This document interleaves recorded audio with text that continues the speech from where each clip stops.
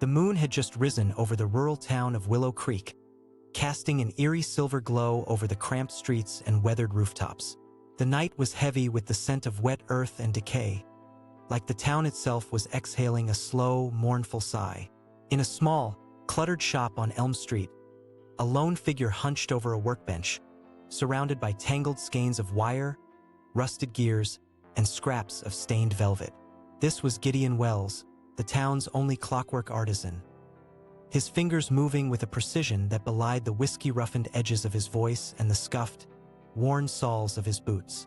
Tonight, he worked on a special commission, a music box, its delicate mechanisms designed to recreate the haunting, mournful airs that seemed to seep from the very walls of Willow Creek itself.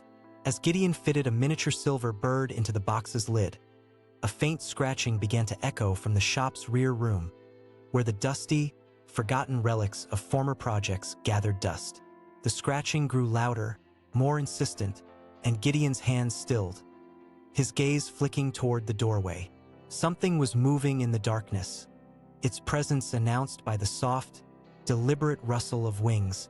The scratching ceased, replaced by an unsettling silence that made the fine hairs on the back of Gideon's neck quiver. He set the music box aside, his eyes fixed on the doorway, his mind reluctant to acknowledge the presence that lurked just out of sight. The air was heavy with an unspoken challenge, as if the darkness itself was waiting for him to make the next move. With a deliberate slowness, Gideon rose from his stool, his joints cracking in protest. He moved towards the doorway, his eyes scanning the shadows, searching for some sign of movement, some hint of what lurked beyond the reach of the solitary lantern that cast flickering shadows on the walls. As he stepped into the rear room, a faint, pungent aroma assaulted his nostrils, the sweet, earthy scent of damp soil and decay. The air was heavy with the promise of summer storms, though the skies outside were clear, the stars twinkling like ice chips in the dark glass of the night. Gideon's gaze swept the room, taking in the dusty, cobweb-shrouded relics of former projects. The rusted clockwork heart, the porcelain doll with eyes that seemed to stare into the soul, the taxidermied raven with wings outstretched as if in perpetual flight. And then, his eyes locked onto the figure that stood in the corner, its presence announced by the soft, deliberate rustle of wings.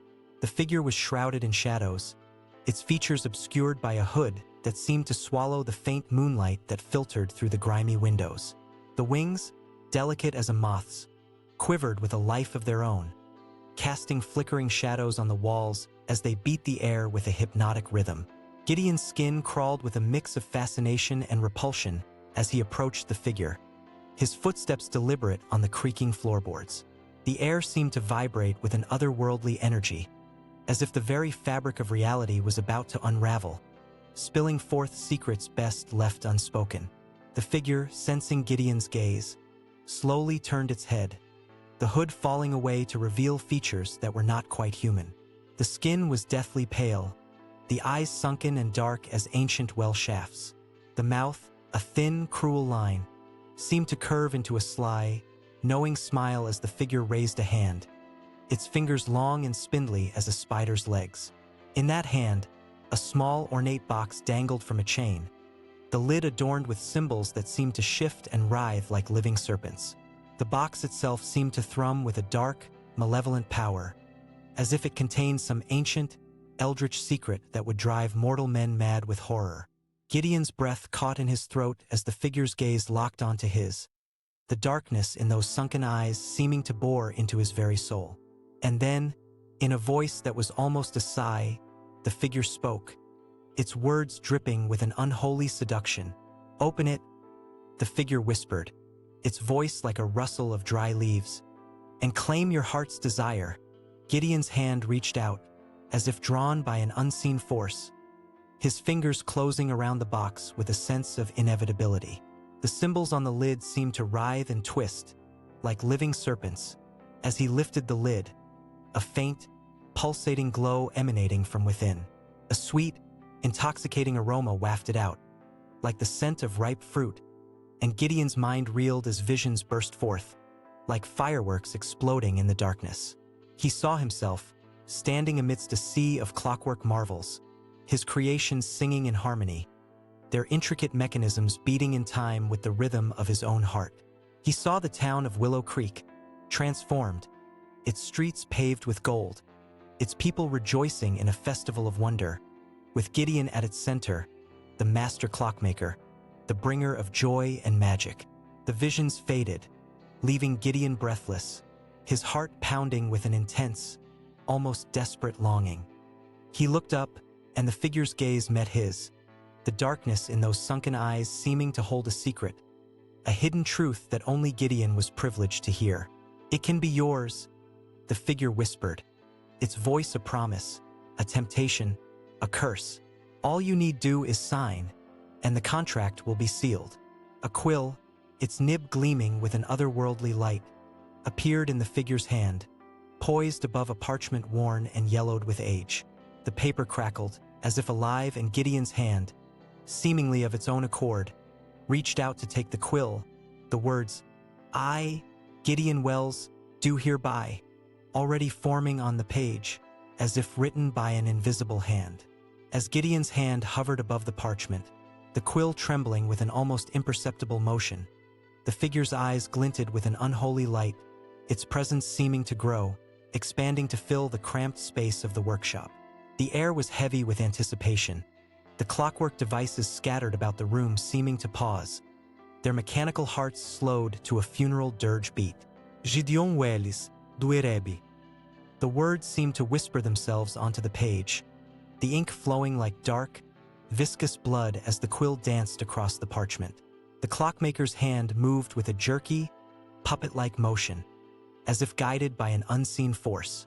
As the final stroke was made, the room erupted into a cacophony of sound. Clockwork mechanisms whirred, gears clicked, and the taxidermied raven on the shelf suddenly flapped its wings, its glassy eyes glinting with a malevolent intelligence. The figure's wings, too, began to beat the air, the wind from their strokes sending tools and scraps of metal clattering to the floor. The parchment, now complete, seemed to shimmer, the words burning with an otherworldly fire as the figure reached out, its long fingers closing around Gideon's wrist like a cold, unforgiving shackle. "In blood, the contract is sealed," the figure hissed, its voice like a rusty gate, as a single crimson drop welled up from the tip of the quill, falling like a tiny, glistening jewel onto the page. Gideon's gaze, trapped in the figure's dark, sunken eyes, felt his very soul being drawn into the abyss. As the room around him dissolved into a swirling vortex of darkness and madness, the darkness closed in, a suffocating shroud that smothered the faint, flickering lights of the workshop. The air was heavy with the scent of decay and corruption, and Gideon's mind reeled as the figure's grip on his wrist tightened, like a vice. In the midst of this chaos, a faint, luminous glow began to emanate from the music box on the workbench, its delicate, silver bird now perched on the lid, its wings beating in a frenzied rhythm. The melody it emitted was a haunting, maddening tune, like a siren's call, drawing Gideon's gaze towards the box as if it held the secrets of the damned. As the music reached a crescendo, the figure's wings beat faster, faster, until they were a blur of darkness, and the room seemed to spin, a maelstrom of madness that threatened to consume Gideon whole. In the heart of this whirlwind, the figure's face drew closer, its features twisted into a grotesque, inhuman grin, and Gideon felt his own sanity begin to unravel, thread by thread. Suddenly, the music box slammed shut, the silver bird frozen in mid-beat, its wings outstretched as if in perpetual flight. The room stilled, the darkness receding like a tide, and Gideon, dazed, found himself staring into the figure's eyes, now empty, soulless, like two black holes. As the silence deepened, the figure's grip on Gideon's wrist relaxed, its hand falling away like a dead weight, and Gideon, stumbling back, felt the world around him come crashing down,